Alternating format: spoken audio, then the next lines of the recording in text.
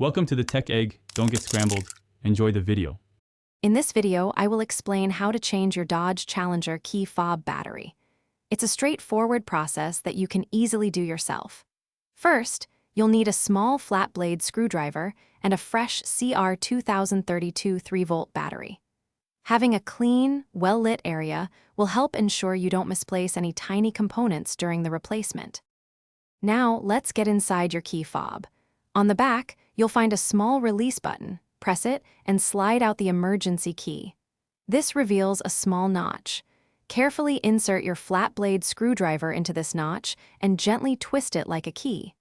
This action will begin to separate the two halves of the key fob casing. With the casing slightly open, you can now fully separate the two halves by hand. Inside, you'll see the old CR2032 battery. Use your small flat blade screwdriver to gently lift and remove it from its slot. Take your new CR2032 3-volt battery and insert it into the holder, ensuring the positive, or plus, side is facing down. It should snap securely into place. Almost done. Carefully align the two halves of your key fob casing and press them firmly together until they snap securely into place all around the edges. Next, slide the emergency key back into its designated slot until you hear a reassuring click. Finally, test your key fob by locking and unlocking your Dodge Challenger to confirm everything is working perfectly. You've successfully changed your battery.